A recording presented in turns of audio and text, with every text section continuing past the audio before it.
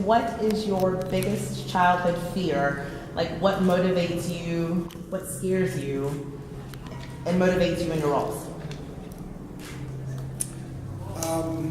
Violence.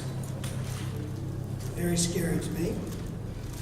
And so I got very good at it. There you go. Thanks. Mark Pointer, Nerd Bastards over here. I got number 2, luckily. You've been doing a lot of conventions this year. I'm wondering, what a lot of people experience fanboy moments when they first meet you. What's the fanboy moment that you've had with a personality or celebrity that you've met in the last couple of years going with more conventions? I don't have many of those, but Stan Lee is probably would be my top. You know who he is, right? Oh yeah. I had a really big fanboy moment with him a couple times.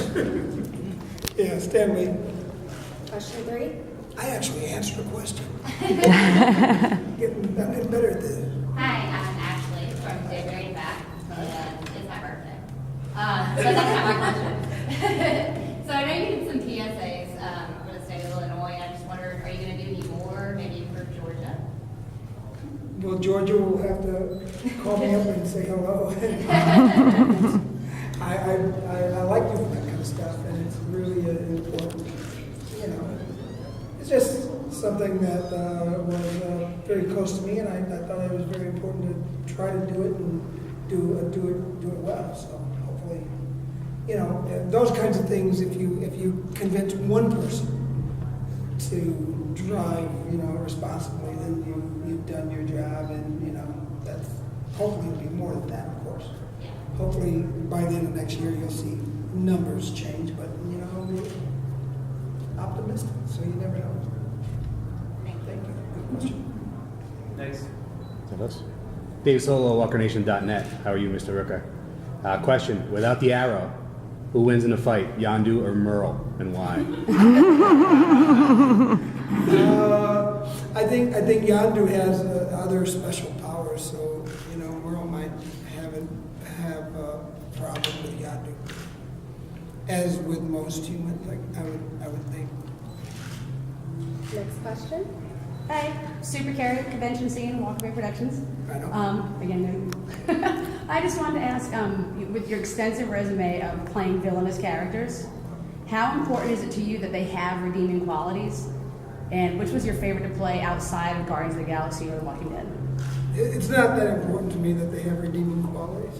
You know, I just play the role. The writers write it, and you know, if they write in redeeming qualities, then the character has redeeming qualities. And if they don't, then I do whatever I'm supposed to do. You know, kill, maim, burn. And your favorite one was? Between killing and maiming. Next question. Hi, I'm Liz Parker with YesNoBooks.com.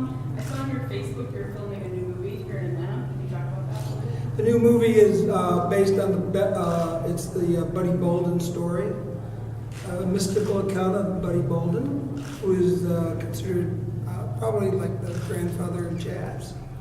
He is before ragtime was ragtime. He was blowing his horn and doing it in such a way that people would come and see him and dance and have a great time. He was a great musician, and that's what our story is about. It's a beautiful story. It's a sad story, and it needed to be told in some form or another. And yeah, it takes place in New Orleans, 1905 to 1930-ish. Pretty cool little movie. Thanks. Right here, Taylor Anderson from WalkerCulture.com. I want to know how Merle Dixon would have handled Terminus when he got there, if he got there, had the governor not taken him out. You know, Merle's got the knife hand, so they probably would have taken it off him. I don't know. You know, like everyone else, probably. You know, when your back's against the wall and you know it's about to be the end, you do a lot of interesting things. So yeah. I think I think they played it right. I mean, I saw it and I thought it was. I'm like any other fan, wondering how are they going to get out of this? That's impossible, you know. But you know, the filmmakers and TV and producers and writers and directors and actors always seem to find some way out. So yeah, who knows, man? I come up with ideas on the day, on the spur of the moment type of thing. So until I'm in the situation, I don't usually speculate too much about it. Thank you. So you've been in Walking Dead and Guardians of the Galaxy, which were both comic adaptations. I was wondering if you, and by the way, I'm Tara, I'm from the Geek Area. So I was wondering if you were a comic fan or if you've read the comics at all for either of I read the those. comics for The Walking Dead before, and then when I got, I was into them before, but I just sort of, I didn't like really read them. You know, I read them and then I'd put them down and read some more and put them down. But when I got cast, I read all the way through. For Guardians of the Galaxy, I knew about Guardians of the Galaxy, and I had read it a long time ago. But once I got the project and I was going to play Yondu, I went back and revisited and refreshed my mind. And then I got told, stop reading those comics. Our piece is going to be a little bit different. And indeed it was. So. Yeah, they both were. I'm able to read and get certain ideas, and sometimes I try to throw in certain ideas. You know, you don't have to play exactly. You know, sometimes it'll mess with your mind if you read some of this kind of material and then you're going into a movie that's completely different, or you know. But my mind tends to. Some people will debate this with me, but you know, I tend to be pretty pliable. Maybe. If you convince me otherwise. If you can convince me your way is better than my way, then I'll do your way. You know, people ask me all the time which teams I like. I like the winning team. Yeah, you know, convince me your way is better than my way, and I'll do it your way. If you can't convince me of that, then you know, you got the wrong actor. Next question. Hi, this is Justin from the Walking Naked podcast. This is a listener question. You've had some memorable fight scenes over the last couple of decades. What was more fun, punching David Morrissey or Tom Cruise?